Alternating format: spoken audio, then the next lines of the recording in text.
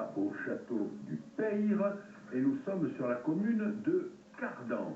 Alors Cardan, ça s'écrit comme un cardan d'automobile, c'est juste au-dessus de Cadillac. Cadillac, vous connaissez, hein, Cadillac, c'est le château des Ducs d'Épernon, on a la Garonne, c'est brouillard, mais là, sur les coteaux de l'Entre-deux-Mers, nous sommes au-dessus des brouillards et nous sommes au grand soleil.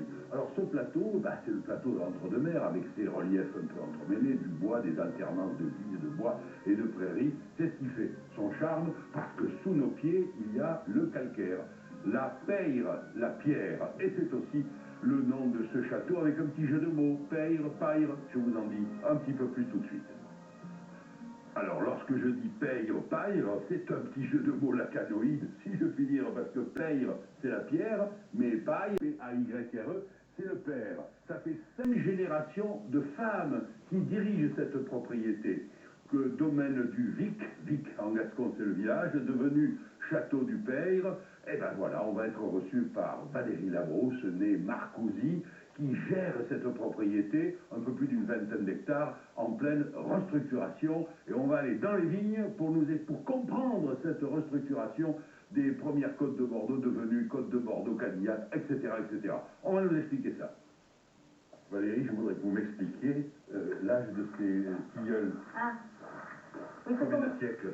Ce sont des arbres qui ont 300 ans au moins, puisqu'on les a retrouvés dans les actes. Alors, ils ont connu les générations précédentes, c'est ça, les fameuses 5 générations, ou presque. Hein, voilà. Il y a des changements de nom comme ça dans les générations parce que c'est transmis par les dames, c'est ça? Tout à fait, et ce sont les hommes qui ont quand même œuvré pour continuer et développer l'exploitation familiale. Mais il n'y a eu que des lignées de femmes depuis 1881 au moins, puisque c'est la date, l'année où ce vignoble a été racheté par un aïeul aux enchères. Et maintenant, je suis la dernière génération féminine puisque j'ai 3 garçons. Et mon mari n'est pas viticulteur. Bon, il y aura bien des garçons qui prendront tout ça en main quand même. C'est beaucoup trop tôt aujourd'hui. C'est trop tôt. Voilà. Alors, vous, quelle est votre formation? Je suis issue du monde viticole. Oui. J'ai une formation commerciale à la base. Bon. Voilà. Alors, on va aller dans les vignes, les anciennes, les nouvelles, et vous allez m'expliquer pourquoi on est en pleine restructuration. Oui, avec plaisir. Valérie, on est entre 2 parcelles très différentes. L'une, à votre gauche, c'est de la jeune vigne. Oui. Elle a quoi? Un an? Un an, tout à fait. Voilà. L'écartement? 2 mètres. Et ici? On y sont sur du 3 mètres. Pourquoi ce changement? C'est le nouveau cahier des charges qui nous oblige aujourd'hui justement à densifier et à convertir les vignes en 3 mètres en 2 mètres. J'ai fait ce choix en 2 sur 1. Je pourrais être un petit peu plus large, mais par rapport aux techniques du nouveau matériel, c'est plus simple de basculer sur du 2 mètres. Est-ce que je suppose que ça a une influence sur les rendements, sur le volume de la production? Pas forcément, puisqu'il faut ajouter la charge au pied de vigne par rapport au nombre de pieds. C'est-à-dire que vous avez plus de pieds avec les nouvelles normes, mais vous maintenez un rendement similaire qui tourne autour de 50 hectos. Voilà, à l'hectare, 50 hectos à l'hectare. Pour les rouges. Bien. Quel type de vin vous pouvez obtenir ici, sur ce terroir? Alors, anciennement, nous étions en première côte de Bordeaux. Oui. Et depuis 2009, nous sommes passés en côte de Bordeaux ou Cadillac côte de Bordeaux. Donc ça, c'est un choix du viticulteur. Généralement, les Cadillac côte de Bordeaux seront des vins plus étoffés, plus charnus et souvent des élevages barriques. J'ai des Cadillac côte de Bordeaux sur mes hauts de gamme et sur le classique, je reste en côte de Bordeaux. Alors, le calcaire, là, il n'est pas très très loin quand même. Hein. Le coteau, il est... On a beaucoup ici de terres très argileuses. Oui. Du calcaire, pas beaucoup. Pas sur le plateau, là, ici. Pas beaucoup. Ah bon, il est Les zones plus calcaires, avec de la grave, ici, je suis assez sablonneux, limoneux, de la terre lourde et amoureuse. Elle colle au pied, c'est ça? Oui. Pour le travail du sol, c'est pas toujours évident. Alors, venons au travail du sol, justement. Vous avez un label, un cahier des charges, expliquez-moi ça, comment ça s'appelle? Terra Vitis. Terra Vitis. La terre à vin, terre de la vigne, hein, voilà. Terre vivante aussi. Je vois des semis. Oui. Ça implique que vous semez de l'herbe entre les rangs de vigne. Oui, c'est ma façon de travailler, de programmer chaque année. On fait des semis qu'on alterne pour justement faire de l'engrais vert sur nos jeunes vignes et les nourrir naturellement, tout simplement. Alors, vous faites de l'engrais vert, vous mettez de l'herbe, pendant que d'autres, ailleurs, ou peut-être pas si loin que ça, désherbent chimiquement. C'est un choix de culture. Hein. Voilà. Terravitis demande à ce qu'on ait un travail raisonné autant sur l'entretien du sol que sur les produits phyto. Est-ce que le grand public connaît ce label? Il entend parler quoi? Il entend parler, le grand public, de bio, il n'y en a pas beaucoup, c'est un truc à risque. Il entend parler de culture raisonnée, c'est un truc à la mode depuis quelque temps, on ne sait pas très bien ce que ça veut dire. Mais Terravitis, alors là, zéro. Hein. Et c'est aussi l'agriculture durable. On est dans cette vague, mais c'est vrai qu'on a du mal aujourd'hui à surfer et se faire reconnaître. Et quand je reçois du public ici, on est fortement encouragé et les gens demandent justement à ce qu'on soit plus reconnu. C'est un magnifique lieu de promenade ici. Il paraît que vous faites des randonnées aussi. Oui.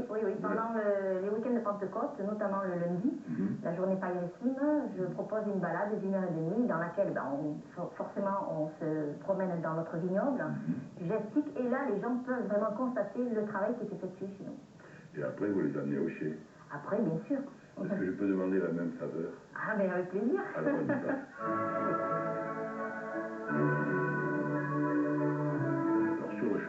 Je m'aperçois que la biodiversité, Valérie, elle est, comment dire, elle est généreuse ici. Hein? Oui, elle est chez nous, elle est installée. On voit des soucis un peu partout. Suivant les périodes, je peux avoir également du poireau sauvage, de la véronique, ça c'est plutôt au printemps, c'est tout bleu, ça dépend. Voilà, suivant les saisons, le couvert change de couleur. Et je vois sur cette vieille vigne dont le destin est d'être arraché bientôt, et remplacé, mais il y a encore du raisin. Et pourquoi? Parce qu'ici, j'ai fait avec mon Cabernet Franc, j'ai fait mes créments rosés.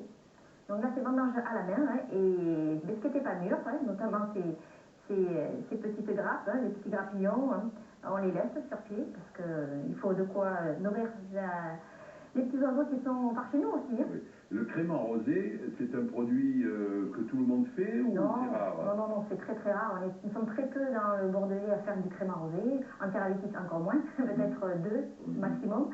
Et c'est quelque chose qui mérite franchement à être connu, parce que c'est très bon, c'est très fruité. On a à la base vraiment des rosés, mais avec justement les petites bulles qui vont bien avec. Le côté bulle, le côté festif. Festif, très agréable l'été. L'été, c'est vraiment le produit exceptionnel. Allez, continuons notre chemin vers les barriques. Valérie, nous voilà dans le chai à barriques. Tout votre vin ne passe pas dans le bois. Vous avez c'est le haut de gamme? Oui, notre perle qui, elle, fait un élevage de 12 à 15 mois suivant les millésimes, barrique neuve. Et la deuxième année, j'ai fait une création avec le Château du Père, la cuvée réservée du Château du Père. C'est souvent sélectionné. Alors c'est aussi une salle de projection ici, parce que les bancs contre le mur, ça veut dire que le public, quand vous le recevez, il s'assoit, un peu comme au théâtre à la campagne, et vous faites une projection contre le mur, c'est ça? C'est ça. Vous racontez quoi? Notre histoire, notre façon de travailler et la gamme de produits que je réalise ici sur l'exploitation, puisque j'ai à peu près une douzaine de vins différents. Alors justement, parlons de cette gamme, on va en reparler dans votre salle de dégustation et d'accueil, mais quel type de produit vous avez envie de sortir d'ici? Beaucoup. Oui, mais d'accord. Je fais toutes les couleurs. Oui. Du sec, du rosé, des vins rouges, différentes qualités de rouge, des rouges faciles à boire, des rouges plus concentrés, plutôt carafés, à l'été vieillir, des liquoreux, l'apéritif, le foie gras, le dessert, des créments, blanc, rosé et également le jus de raisin. Ah oui, j'allais vous en parler, j'ai mis les mains un peu dans des cartons tout à l'heure en venant, et j'ai aperçu que vous faites aussi du jus de raisin. La destination de ce jus de raisin, c'est quoi? Tout public. Oui. Bon, principalement les enfants. C'est vrai, le blanc est très apprécié par les enfants. Je produis aussi le rouge. Le rouge, on en trouve assez facilement. Attendez, on est bien d'accord, c'est du jus de raisin, hein? C'est pas du vin. Alors, vous dites blanc, rouge, c'est du jus de raisin. Voilà. C'est pasteurisé, donc aucune incidence, aucune refermentation, il n'y a pas de problème. On peut aller à la salle de dégustation maintenant pour, non pas déguster, hein? Découvrir. Voilà, découvrir. Qu'avec les yeux. Avec les yeux, et le nez. Parfait, je vous laisse passer.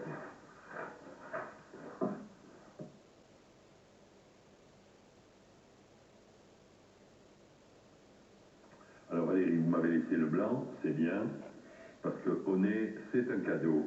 Alors vous avez une gamme impressionnante de produits en bouteille, depuis le jus de raisin jusqu'au crément, en passant par le blanc sec, le blanc liquoreux, plusieurs rouges, etc. Mais vous avez aussi une gamme de produits, si on peut dire, pour recevoir. C'est-à-dire que tout le monde n'est pas reçu de la même façon, il faut demander, il faut choisir, c'est comme dans un catalogue, qu'est-ce qu'on peut choisir? c'est déjà bien de prévenir, de concevoir ensemble une réservation suivant le nombre de personnes. Je fais des accueils de groupe, accueils individuels. Alors le visiteur a le choix entre quoi et quoi? La prestation Bacchus, qui est pour 5 euros, dans laquelle je fais une visite dans le vignoble, j'explique nos pratiques. Il y a une visite totale du chai, un visuel, un petit film que nous avons élaboré, qui présente la gamme de produits, qui résume notre histoire, qui est quand même très différente de beaucoup de personnes. Et ensuite, nous faisons bien évidemment une dégustation au caveau. Alors en même temps, on peut dormir chez vous. Et oui, il y a ça aussi, les chambres d'hôtes. Alors les chambres d'hôtes, on peut séjourner, on peut passer juste le week-end. Au choix. Hein. On a 3 chambres d'hôtes sur la propriété pour des individuels ou des couples. Vous faites pas encore la cuisine? Ah, ça me démange. Ça vous démange? Il faut se laisser aller alors. Bon, voilà la perspective de manger à votre table après avoir dormi ici. Pourquoi pas? En tout cas, c'est une bonne manière de terminer cette vie de château qui, je le rappelle, se déroule sur la commune de Cardan, C-A-R-D-A-N, dans l'Entre-deux-Mers, juste au-dessus de Cadillac, de son château des Ducs d'Épernon et de ses appellations prestigieuses. Cadillac, Côte de Bordeaux, nous y sommes. C'est au château du Peyre ou du Payre, comme on voudra.